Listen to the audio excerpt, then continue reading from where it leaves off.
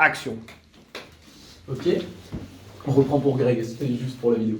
Donc on commence avec une information du Monde du 31 janvier.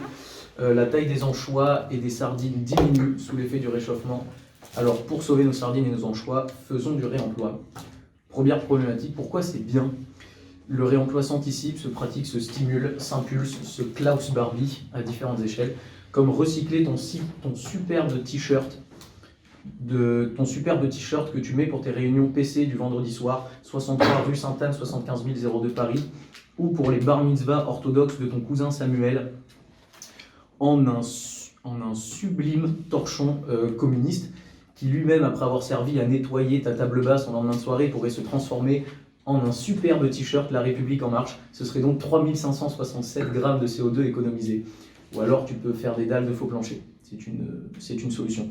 Qu'on ne peut pas vendre à cause des pourris d'industriels qui, et j'en suis sûr, n'ont plus d'ongles, signe premier de stress chronique, du fait de savoir qu'ils polluent plus que le reste et qu'ils détruisent tout. Mais bon, comme papa le PDG a les moyens d'emmener maman au club Med pour se faire manger les pieds par des poissons, et ben il continue. J'ai un peu envie d'appeler ça de l'abus. On se souvient des différentes choses qui ont perdu la guerre contre les industriels, le dentier de Valéry Giscard d'Estaing, les cordes vocales de Manu, ma poêle à crêpes, Mobius et tous les autres. Mais c'est bientôt votre tour, alors force, courage, honneur et dictature du réemploi. Mais le réemploi, ça me donne un peu d'espoir. Pourquoi? Celui qui recherche l'expérience subjective du sublime au sens kantien, dans la contemplation de la nature, a intérêt à ce que celle-ci soit préservée. C'est ce que l'on fait quand on économise le moindre gramme de CO2. Alors il y a satisfaction. Qui dirait aujourd'hui, la nature c'est moche, les arbres ça pue. Oui pour Gilles Boulot, non pour les autres. Blague d'horticulteur. D'ailleurs, blague sur laquelle Michel Sapin a réagi, c'est pas top. Vous l'aurez compris, c'est bien pour toi, c'est bien pour tous ceux qui le veulent, d'ailleurs, mais surtout ce sur quoi tu marches, tu dors, tu vis, tu fais l'amour, chose que j'ai un peu envie de nommer la Terre, ou vaisseau Terre quand tu expliques à tes enfants le système solaire. Et comme nous le rappelle la compagnie créole, eh ben, c'est bon pour le moral. Toujours dans la partie PCB, où pourquoi c'est bien, LMVDR de son vrai nom Ludwig Mies van der Rohe nous rappelle au travers de son délicieux phrasé toujours d'actualité, traduit littéralement le moins c'est le plus, et qui est applicable aux enjeux de la décennie, qui peut donner moins de matière c'est mieux, moins de déchets c'est mieux, moins de consommation c'est mieux, ou encore moins de Donald c'est mieux. Alors si tu es un peu théoricien dans l'âme et applicateur des pensées du 20e, tu trouveras matière à... Parce que le gros monsieur sur son gros fauteuil et ses gros matériaux dans son gros bureau a toujours une part d'existence, qu'on détourne sa pensée ou non. Quand l'esthétisme, la mode, on ne sait plus ce que c'est, si c'est le blanc, le placo, la combi short pour hommes, la techno minimal house trans bi hétéro et les présidents de droite. Profitons de ça et adoptons des objets façonnés comme ces chaises standards de Pitt, Hein et Hick, qui nous fait bien comprendre que parfois ça peut être aussi beau. Perso, je préfère être assis sur une chaise qui a économisé du CO2 que sur une chaise Ikea qu'on va jamais savoir comment on la démonte. Esthétique toujours, la forme ne compte pas, mais seulement le fond, et ici c'est le fond des cuves à béton, un usage très noble y est fait dans une architecture alliant la diversité des bâtiments alentours, l'inscrivant dans une forme de régionalisme critique avec une certaine pensée paysagère, un stratifié étonnant mais en pair avec son temps. On retrouve aussi ce projet utilisant des moquettes de réemploi. En Parement, tous les éléments du bâti sont issus de matériaux de réemploi, d'ici et de là, construit avec ce qu'il y avait sous la main. Mais je présente ce projet complètement au hasard. Changement d'échelle avec ce projet à Marseille, celui de la friche de la Belle de Mai. Est-ce que la réhabilitation conservatrice de l'existant est une forme de réemploi? Je pense que oui. Réemployer cet espace désaffecté pour s'y balader, déambuler, aux confluences de deux quartiers divers, qui permet une mixité sociale dans un cadre ne faisant pas oublier les usines que ce fut et l'atmosphère qui a pu y exister comme une poignée de porte dans une maison contemporaine. C'est le genre de subtilité utilisée par Mathieu Poitvin dans la gestion de la conservation du lieu. Et comme le dit André Malraux, la restauration concilie deux impératifs, conserver notre patrimoine architectural et historique et améliorer les conditions de vie et de travail des Français. Et comme le dit Noé, il reste du café. On retrouve aussi le noble projet de Paolo Soleri, fait uniquement avec les matériaux présents sur place, majoritairement de la céramique. Le projet initié au début du XXe est toujours en construction, bénévolement. Il respecte les enjeux climatiques d'aujourd'hui, comme on peut le voir sur le plan,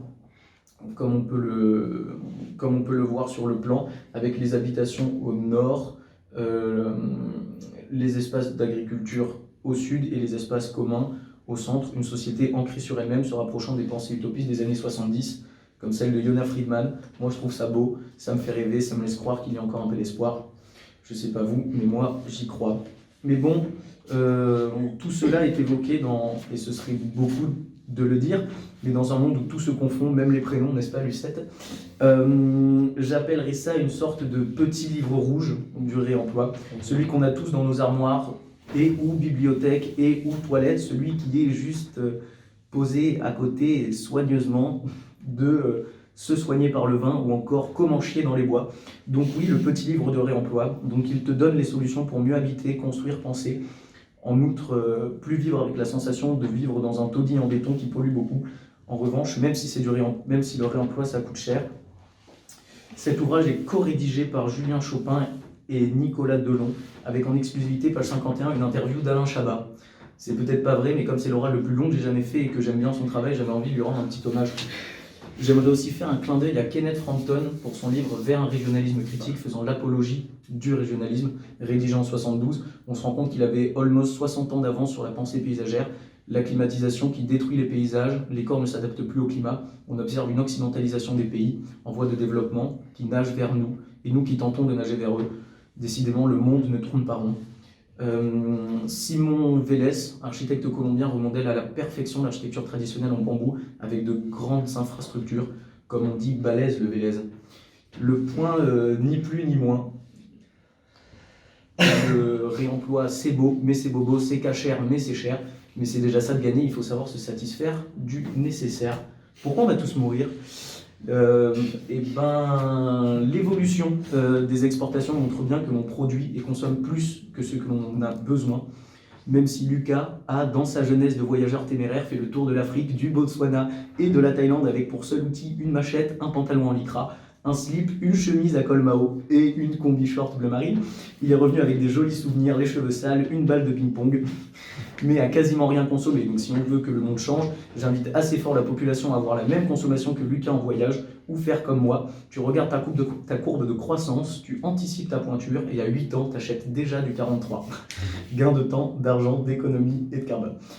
Preuve qu'on ne sait pas, peu ou plus, en fait, faire attention, il y a plus de téléphones que d'hommes. 7,7 milliards contre 7,4, il n'y a rien qui vous choque? Non. T'appelles des gens, ils n'existent pas, mais ont un pouvoir d'achat. Moi, personnellement, ça me terrifie. Mais bon, décidément, on est vraiment tarés. La neige fond. La neige fond, qui n'est pas une contrepétrie brésilienne. La Feichland. Non, on aurait préféré presque, mais non. Ça masse 17% tous les 10 ans. Adapté à un homme à ce rythme-là, Nicolin serait encore en vie et anorexique. Donc c'est pour dire si c'est rapide et représente une masse énorme. Le responsable, mais qui est-ce? Qui est-ce?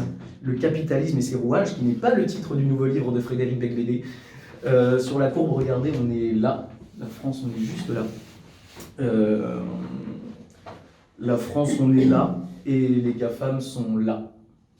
Une entreprise plus forte qu'un pays, c'est ce qui pouvait être prévu et anticipé, et ce à quoi il voulait arriver. Mais bon, si c'est pour me faire marcher sur la gueule par les industriels, les publicités ciblées, comme quand tu perds ton portefeuille et que sur YouTube, tu reçois une pub pour refaire tes papiers, qui apparaît #Monday Morning, ou quand tu regardes des poussettes sur Internet quand tu veux pas être papa et qui te proposent des pubs de bébés à promotion à moins 12%. Je me dis que ça va beaucoup trop loin.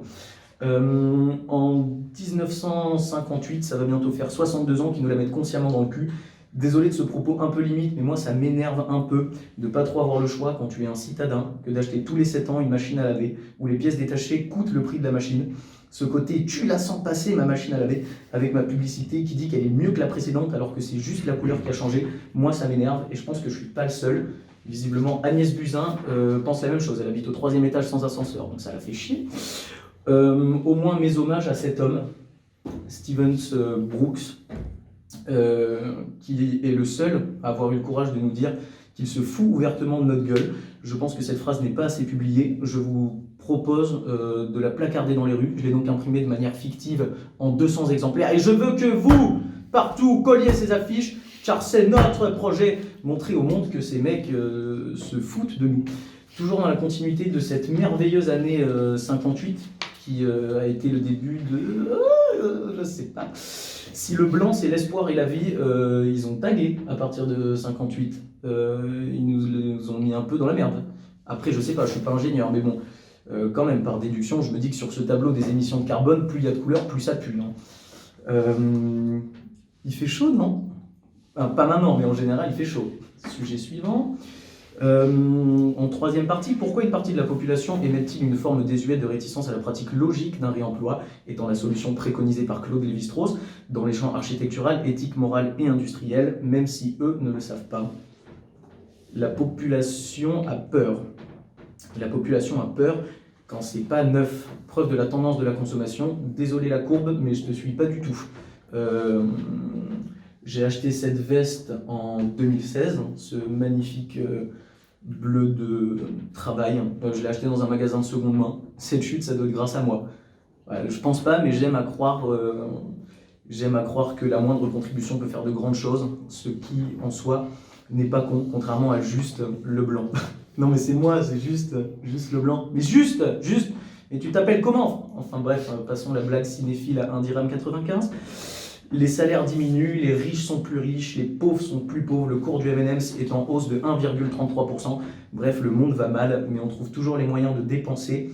En quoi, je sais pas, mais on dépense. Alors si ça va pas, abonnez-vous à Psychologie Magazine, sinon mourrez tous et ça ira mieux pour nous. Heureusement qu'il y a Plus belle la vie pour nous rappeler de 1 qu'on ne regarde pas cette série et à quel point le fait de mourir est insignifiant. Alors si tu es fatigué et soupirons-en que le paquet de Marlboro coûte maintenant 10 balles et ou que la neige fond, regarde Plus belle la vie et tout semblera beaucoup plus léger. On peut se demander alors, c'est mieux quand c'est neuf?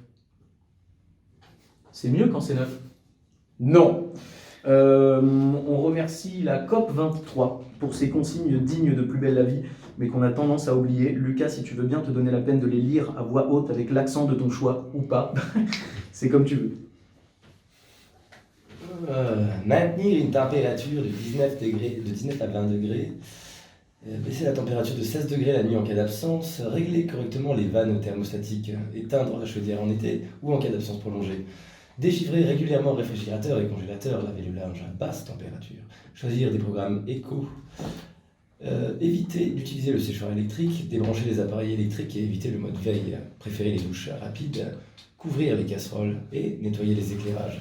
Vous avez vu, c'est pas difficile à respecter, il faut juste un peu de motivation, mais finalement, est-ce qu'on a le choix? On vivait pas comme ça avant. Oui. Sujet suivant. L'évolution des pratiques et des métiers. Regardez ces courbes. Mais la rouge représentant les artisans est en baisse et les cadres sup en hausse, une société de technocrates qui, pour des raisons éthiques, a décidé de supprimer Interville à cause d'un mort. Oui, mais la mort est un détail, de toute manière, on est trop sur Terre. Désolé si je relance le double débat sur Interville et l'euthanasie, mais bon, quitte à mourir, autant que ce soit sur des bâches mouillées déguisées en pec-citron. C'est beaucoup plus fun.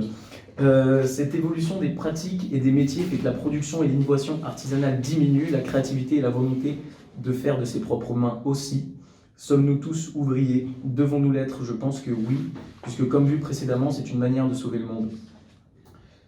Dans la manière de sauver le monde et de l'appréhender, Rem Koolhaas, architecte théoricien, propose une vision très actuelle qu'il a développée dans un livre intitulé Junk Space en 90, exposant une analyse urbaine de la ville au travers des éléments superflus ou de la superflualité de la ville, je ne sais pas si ce mot existe, mais son analyse nous amène à regarder différemment les espaces que l'on emprunte et la manière de les pratiquer. Le texte paraît long à lire, mais allez-y, je vous laisse un peu de temps. Pendant ce temps, je vais chanter I'm Blue d'Abedi Dabeda. Prévenez-moi quand vous avez fini.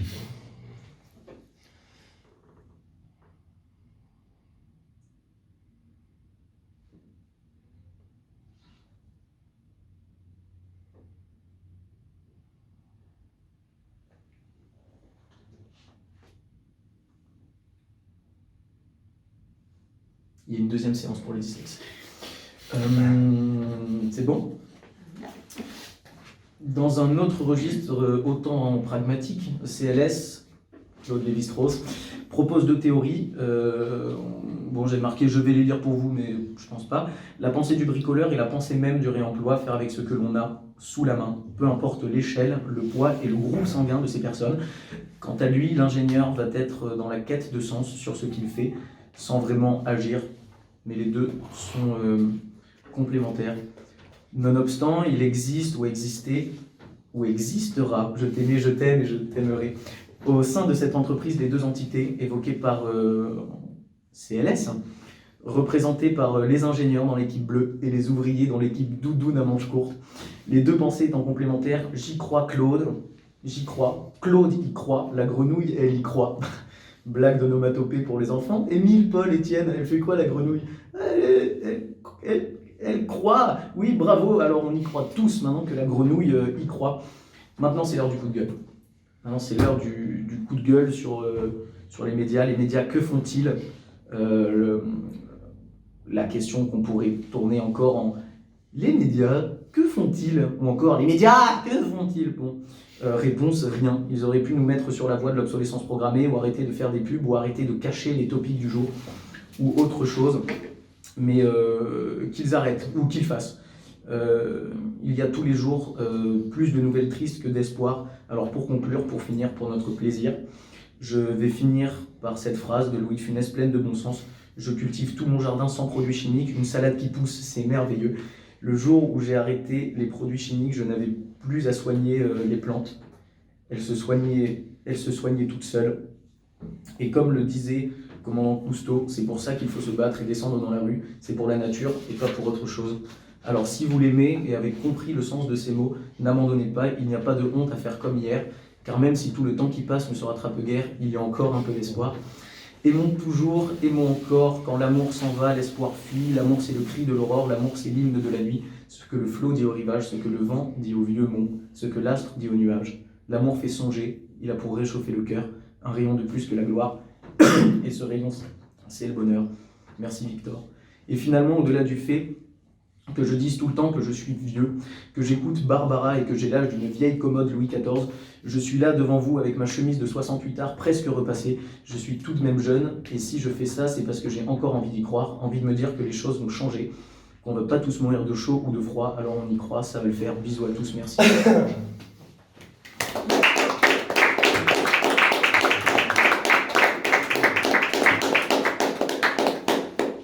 Et cut!